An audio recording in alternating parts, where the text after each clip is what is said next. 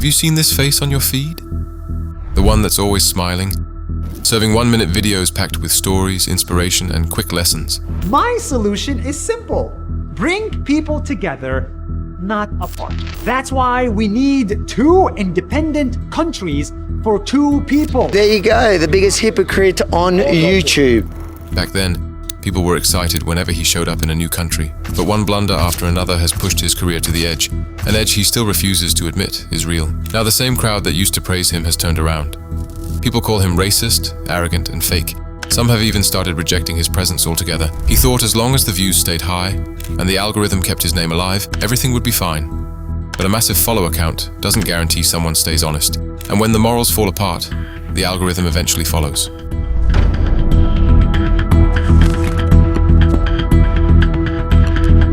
Before the world knew him through 1-minute videos, Nusayr Yassin was just a young man, an Arab-Palestinian Muslim from a small town called Araba in northern Israel. And in that place, being a minority isn't only about numbers. It's about the labels people stick on you and the stereotypes you're forced to live under. אין ערבי לא מכוון אותך. אבל אני לא מכוון. רגע, אתה יודע מה? אתה לא. אבל אני ערבי. לא ערבי. אני בק ערבי. למה הוא מחבל? הוא רוצה להרוג אותך? אני רוצה להיות חבר שלה. לא כל הערבים הם מחבלים. Growing up, he lived with his mother, who worked as a teacher. That's where he picked up one belief early. Education is the way out. And at just 19 years old, Nas got accepted into Harvard University after writing an admissions essay about how hard it is to chase a dream as an Arab in Israel. In 2014, he graduated with a major in economics and a minor in computer science. Not long after, he landed a job at Venmo, a PayPal-owned payments startup in New York, earning a 6-figure salary. By today's standards, education, career, income, Nas looked like someone who had already made it. But that version of success didn't last long. Because in 2016, Nas realized office life wasn't how he wanted to spend his time. And I said, I'm just gonna be a Facebook creator. I'm just gonna make Facebook videos. And they're gonna be 1 minute long. And that's where the idea that would rewrite his life started to form. With the money he had saved, Nas quit his job, bought a camera and plane tickets, and began a project that later became known as Nas Daily. One 1-minute video every day for 1,000 days. Nas understood the rules of social media. People move fast, and they don't have patience for long videos from someone they don't know yet. But with 1-minute videos, he made a simple bet. Almost everyone can spare 1 minute. And in that 1 minute, he tried to grab the world's attention. Choosing Facebook instead of YouTube also made sense. In his view, Facebook was the one platform almost everyone had used and understood. It also made the community feel closer, more direct, more interactive. His videos felt easy to watch. He told stories about ordinary people with inspiring lives, unique local cultures, and places that big media often ignored. From Kenya to Thailand, even North Korea, audiences grew attached to him. And when Nas came to Indonesia, the welcome felt even warmer, because his videos made a lot of viewers feel noticed and appreciated in a simple, genuine way.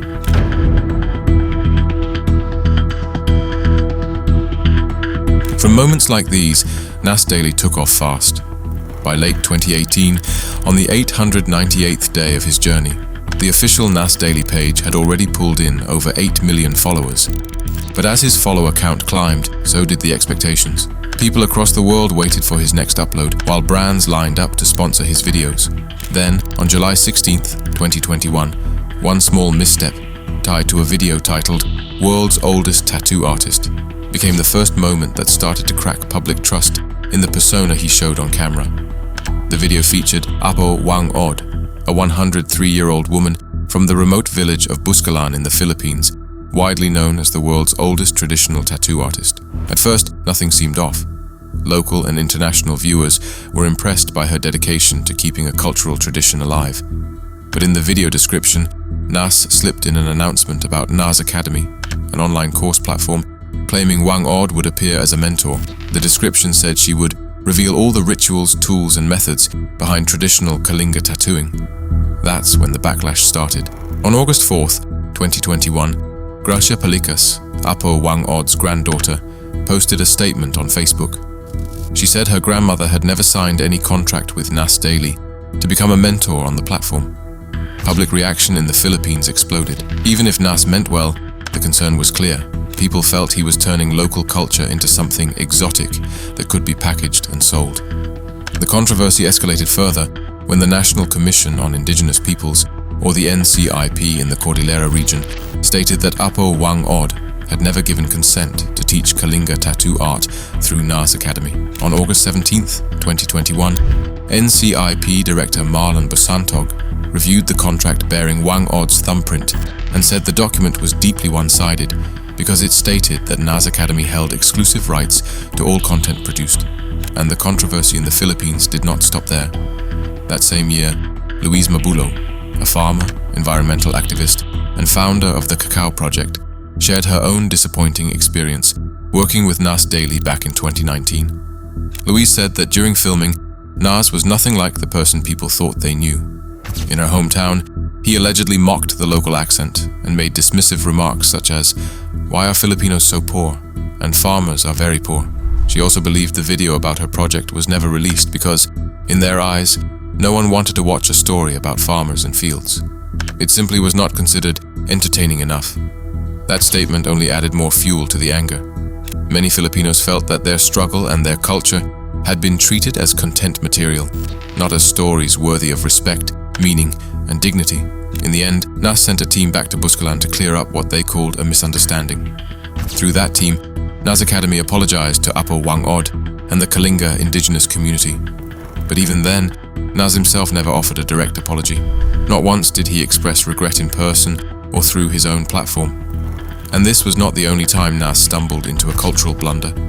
In Indonesia too, the Palestinian Arab creator once tested the patience of local netizens. In a video titled "The Whitest Island in Asia," Nas sparked backlash over the way he framed Bali, not as the home of an indigenous people with deep cultural and spiritual roots, but as the whitest island in Asia. That choice of words was widely seen as socially and culturally tone-deaf. For many Indonesians, it sounded as if the presence of white people somehow made a place better, an idea that echoed the racist mindset of the colonial era. The video also presented Bali as an affordable and ideal destination, of course mainly for wealthy foreign tourists. A lot of viewers felt Nas had once again failed to understand the local context, reducing culture to an exotic backdrop for viral content, and in the process, normalizing racist undertones. From this point on, Nas Daily's journey began to shift. He was no longer seen as the hero spreading positive messages. He was starting to look like a villain, someone who kept asking for more after already being welcomed with open arms.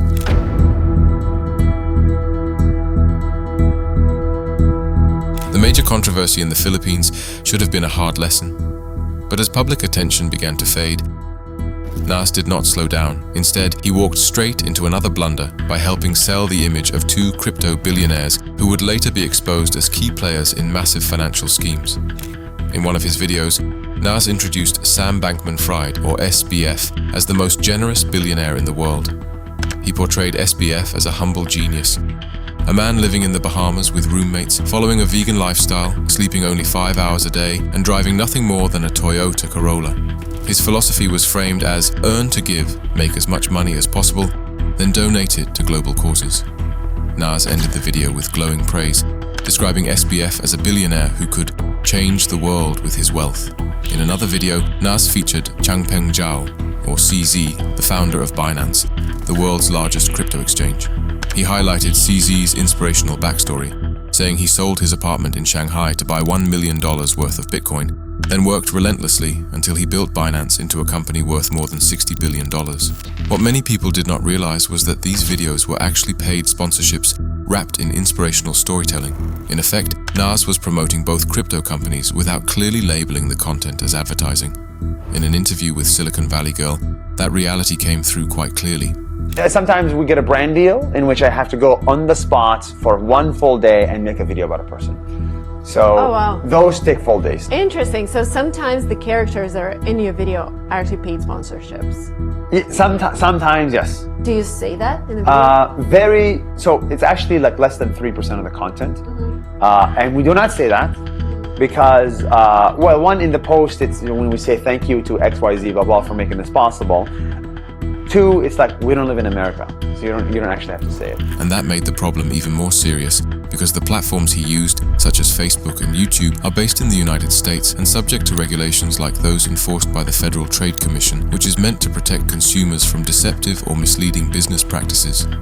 That means any creator with a material relationship to a brand or promotion is expected to disclose it clearly, usually with labels like #ad or #sponsored. Nas's reputation and career went into an even steeper decline, not long after the two men he promoted were exposed in global financial scandals. Sam Bankman-Fried, the so-called generous billionaire, was later found to have run a fraud and money laundering scheme through his company, FTX, which collapsed and left more than $8 billion in losses. He has since been sentenced to prison, and FTX was ordered to pay a total of $12.7 billion to fraud victims and former customers.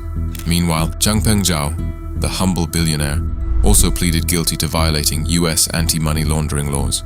He was fined $50 million, while Binance was forced to pay more than $4 billion to settle the case. After those two videos, more and more viewers began to question Nas Daily's credibility. His view counts dropped sharply, falling from millions to only hundreds of thousands.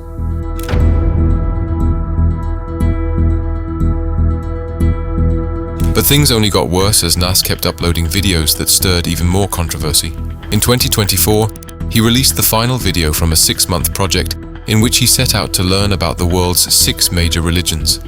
This time, he chose Islam. For 1 month, he tried to immerse himself in its teachings, from praying 5 times a day and fasting to maintaining cleanliness and discipline. He even visited the holy cities of Mecca, Medina, and Jerusalem and shaved his head after completing the Hajj as a spiritual symbol. He said that to him, Islam emphasized discipline, cleanliness, and equality. What stood out, though, was that his main teacher was not an Islamic scholar, but his own mother, who had practiced Islam consistently for more than 30 years. On the surface, the video seemed positive, but for some Muslim viewers, the way it was presented felt deeply problematic. Even the title, "I studied Islam for 1 month, and I lost all my hair," was seen as provocative, even misleading. For Muslims, shaving the head is a sacred part of the tahallul ritual after Hajj, a symbol of spiritual purification, not just some dramatic gesture to mark the end of a journey. Some viewers felt his tone was far too casual for something so sacred, while others saw it as plain clickbait, a spiritual experience turned into algorithm bait. That tension was visible in the comment section itself. Some pointed out that Islam did not begin with the Prophet Muhammad or in a cave, but with the Prophet Adam. Others reminded viewers that what was revealed to the Prophet Muhammad was the Quran, not Islam itself. One commenter even said that Nas seemed to be studying Islamic culture more than the religion itself, which made his understanding feel shallow. Criticism also grew over how he reduced Islam to 1 or 2 broad values like discipline and cleanliness. Even though Islam carries theological, spiritual, social, and moral dimensions that go far beyond that. His personal approach through his mother felt warm, but many still saw it as too narrow to represent the diversity of Islamic belief and practice across different societies. A sharper response came from Smile2 Jana, a British Pakistani Muslim YouTuber. In his reaction video to Nas Daily's content, he said that Islam does teach tolerance, but not love for beliefs that contradict Tawheed. In Islam, Tawheed means believing that only one God is worthy of worship, without partners, children, intermediaries, or anyone equal to him. Unfortunately, Nas never really addressed that core idea. He stayed focused on broader, more general themes. That was not entirely wrong, but it still failed to capture the heart of Islam.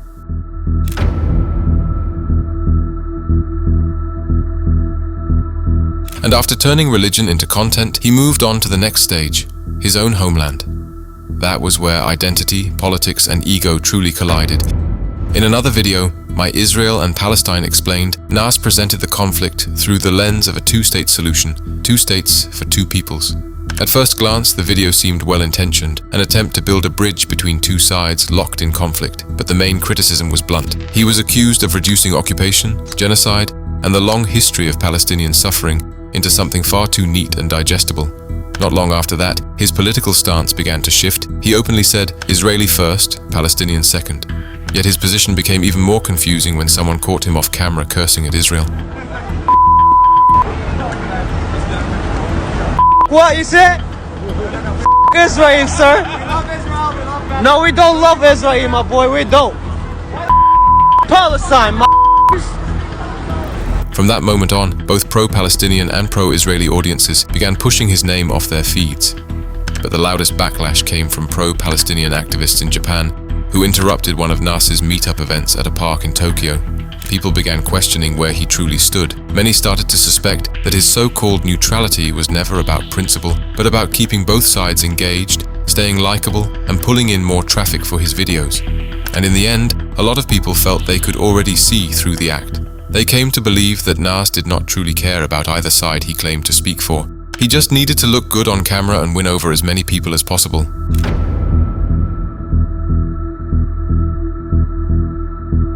But unlike most people who recognize their mistakes and apologize, Nas uploaded yet another video, the one that felt like his last remaining breath inside the YouTube ecosystem. In that nearly 27-minute video, not a single word of apology or regret came out of his mouth. Instead, he spent the time talking about his journey from being a small content creator to becoming a hero with millions of followers across platforms and around the world. And I'm gonna turn my life from being the underdog to becoming a hero, okay? And that was the problem. What viewers wanted was actually simple. They wanted Nas to be open, to address the controversies directly, and to answer the accusations that had followed him for so long. But what happened was the exact opposite. Rather than offering an honest and reflective response, his video was widely seen as a shallow, ego-driven attempt to defend himself. Out of all the issues he touched on in that video, one of Nas's claims stood out as especially controversial. He accused Wang Od's granddaughter of being jealous because she had not been invited to join Nas Academy. And according to him, that jealousy was the reason she called the thumbprint contract with Wang Od fake and invalid. But that only led people to ask an even more obvious question. If the contract was truly valid, why was there never a clear statement from Wang Od herself? He also fired back at Louise Mabulo, the activist behind the Cacao Project, accusing her of running the project for personal profit rather than as a non-profit effort. What he did not address, though, was the racism allegation, including the remark he allegedly made about Filipinos being poor, which was exactly what many people had been most outraged by in the first place. When it came to Sam Bankman-Fried and Changpeng Zhao, Nas argued that he had no idea they would later be exposed as fraudsters, but he still never answered why he praised them so extravagantly as the most generous billionaire in the world and other glowing titles, even though he did not personally know them. And he never clearly admitted whether those videos were part of his hidden promotional deals or not. When discussing Israel and Palestine, he once again returned to a neutral tone and voiced support for a two-state peace. The problem was, he never explained how that peace could actually be achieved, so the whole statement came across as empty. The dislike ratio on the video reportedly reached 10-1, a brutal sign that 9 out of 10 people no longer believed him. The comment section was filled with mockery and sarcasm, while smaller creators who criticized him were hit with copyright claims from the Nas Daily team, meaning their criticism videos were being restricted one by one under claims of copyright violation. In the end, the collapse of Nas's throne on Facebook and YouTube did not happen overnight. It fell apart slowly, layer by layer, for 3 reasons: cultural insensitivity, the loss of honesty, and a growing hunger for virality. His own ego, especially his refusal to admit mistakes and apologize, only sped up the downfall of the empire he had built.